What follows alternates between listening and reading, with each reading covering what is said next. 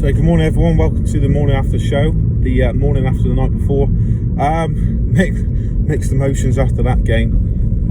In terms of the performance and attacking intent and the goals scored, very, very happy. However, some sloppy defending let us down, and to be honest, the cold hard facts, we lost the game. We always knew it was going to be an uphill task, obviously against Manchester City, recently crowned champions, best team in the league, and just that their strength and depth is unparalleled. You know, if you look at the substitutions, people they had available on the bench, and they still, you know, put on a top draw performance. So yeah, let's break it down. Let's get the negatives out of the way first. So the 4 goals conceded, and the timing of the goals, you know, they were straight after we'd scored, or it seemed like, you know, quite soon after. So we went 1-0 up. They then equalise with João Cancelo, I believe. The left back has a shot on his right foot from the sort of left wing position. Dubravka's set in the correct position, ready to receive, ready to comfortably gather the ball in, and it takes a deflection off someone's calf, ends up in the corner. He's wrong-footed, there's nothing he can do about that. Disappointing. We then hit the bar. No, sorry, we hit the bar previously. I'll get to that in a minute. 2-1, I believe. Yeah, Ferran Torres, Gundogan whips in a cross from a free kick from the left-hand side. Torres, you can see he's probably wanted to get his head on the ball. He has to improvise, mix it up, reposition, shuffle his feet, and he ends up jumping and flicks the ball behind him with the heel of his boot, and into the top corner it goes. Fabulous finish, fantastic technique and skill. So again, it's one of those, you say about the marking, but he improvised so quickly, it's difficult to do anything about that. Second half, just after we take the lead, pretty much instantaneously that they pass the ball around, go up the other end, boom, score. This is the most disappointing one for me, I think, in terms of conceding, because Gabriel Jesus has the ball on the right hand side of the box. He's being tracked, but he manages to get a ball in. He fizzes it low and hard across the box, and all 3 centre backs, Dummett, Fernandes and Kraft, are all ball watching. No one tracks the runner Torres, and he's there, Johnny on the spot, to put the ball in the net.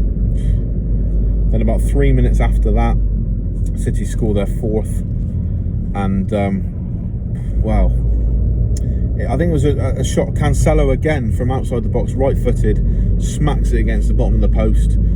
Torres isn't getting drawn into where the ball before it hits the post. He's making his run into the middle of the box, and he's there.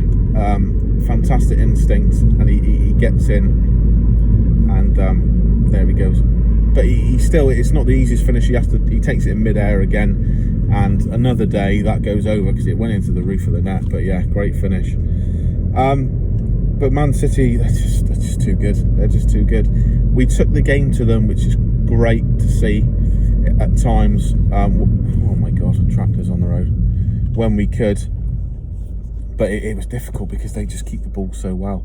You know, I think for one period in the second half, they had the ball for 3 minutes straight, and there's just not a damn thing you can do about it, because we're sat so deep defending, which we had to do.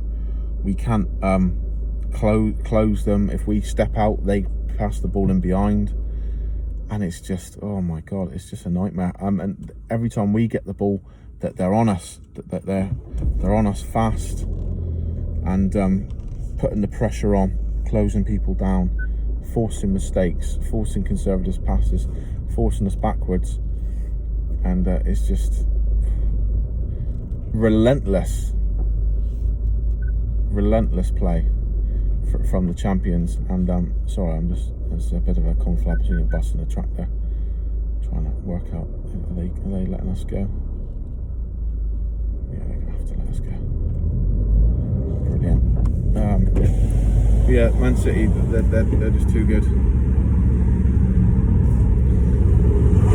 Too good a team, experience, like I said, strength and depth. And they just game management. Like every time we scored, or went forward, they just up the pace, they'd slow it right down and then wham, jump on us. So frustrating night. But let's look at the positives. You know, we scored 3 goals against the champions, the best team in the league.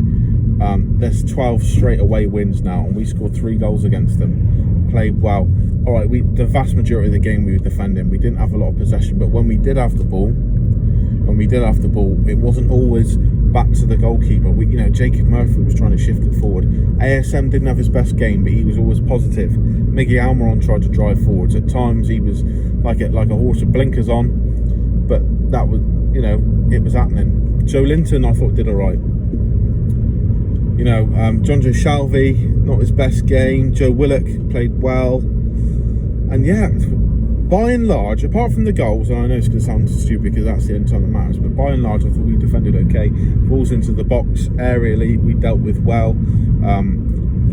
Fernandez and Dummett were getting ahead to everything. So that's 1 o'clock back. We scored on the 25th minute, I believe. Great crossing by Matt Ritchie, whose delivery into the box, I would say, if he had 10 crosses, 8 of them were absolutely bang on the money. He had a corner, I believe, in the second half, and he put it into a fantastic area, and no one got their head to it. But his delivery, by and large, was great, really good. He whips it in, and Emil Kraft gets in front of Nathan Ake, and just gives him a torrid time. Just boom, straight bang into the bottom corner. Fantastic. Didn't have many other chances really in the first half till ASM is set loose, and then he sort of hesitates a little bit, comes inside, ignores another runner, lays it onto Joe Linton, who slips, but his standing leg is taken out by Nathan Ake. Not a dangerous chance by any chance, but he takes him out. So then we've got a VAR confusion conundrum. No one knows what's going on. ASM is being pulled up for offside. It turns out he's onside, so if he's onside, it must be a penalty. Up steps Joe Linton in the final minutes of the first half, and I'm thinking, oh no, Joe, don't do it to yourself, Joe. Don't do it to yourself, please.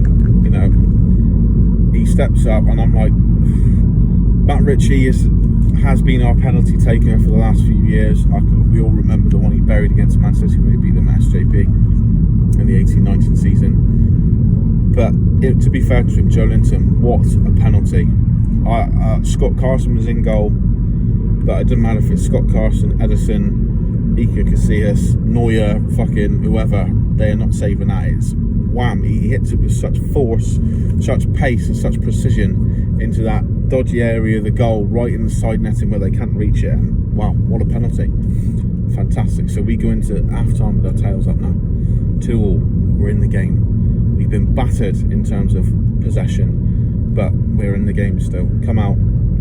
We don't sit back. We keep going. We sit back without the ball, but when we've got the ball, we're trying to shift it forward. We're trying to play positive. We're trying to be ballsy, trying to be brave and aggressive, and it pays off. Ball. I think it was, who was fouled? I think it might have been Joe Willock. Who's put down by Carl Walker as he makes his way flying into the box. Another penalty. You're thinking, yes, this could be our night. When do we ever get 2 penalties in a game? Oh my god, the bus has stopped right where I can't fucking overtake him. Oh, really? When do we ever get 2 penalties in the game? This could really be our night now. And bosh, Willock steps up. Bit confused as to why Joe Linton didn't take it, but Steve Bruce says in his post-match interview that South Americans have got a thing about taking another penalty. They've already scored one. Willock takes it. It's a bit obvious what he's doing. He puts it right down to the goalkeeper's left, saved, but he's onto the rebound. You think, brilliant, okay. And after that, to be honest, once City have scored their equalising and winning goal, we don't really have a chance. That we have a few times Jacob Murphy's made a foray into the box from the right hand side. He's hit a few sort of cross shots, none of which trouble, one of which goes straight to Carson. A few others are deflected away, but nothing more than that. And it's just game management then from Man City when they go 4-3 up. It's just game management. Like I said, they had that period of 3.5 minutes of possession, and yeah. What can we do? What can we do about that? You know. So fair play to Man City. They are by far the superior team, but we gave them a bloody scare. We gave it a fucking good go last night, and you've got to be proud of the team. Disappointing, and Steve, it was good to see that he was obviously he wanted to be upbeat after a good performance, but you know he didn't give it the old. He said we were naive in defending, which again we were, but you know he was disappointed that we didn't win the game, which was nice to see, a bit of ambition. So yeah, disappointing, but it is what it is. It is what it is. You know, it's one of those things. Man City, fair play, champions. But I said in my post-match video, and I think I might have said at half-time, I definitely said in Friday Reflections, that the result last night didn't really matter as much because we're safe and we're playing the best team in the league, but it was the performance we needed in terms of confidence. If we got smashed 6-0 and it could have been 10 and we were pathetic like we were against Brighton, like we were against Arsenal, then you go into the Sheffield United game, you think, oh, God, they've already beaten us, the pressure's on, you know, these are the worst team in the league, they've already beaten us, panic in front of the fans as well, and the fans would have, you know, are going to get on about certain things, say what they need to say.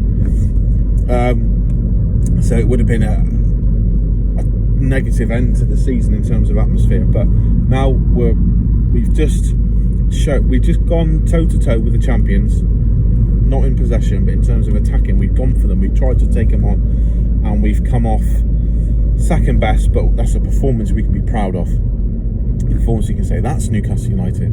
You know, desire, effort, dogged determination in not being in trying to defend. Okay, we can see 4 goals, it didn't work, but they didn't collapse, especially after going, you know, being 1-0 up and then bang bang 2-1. You think, oh, I was like, oh my God, they're going to annihilate us here, but they regrouped, stayed strong, went again, got the penalty.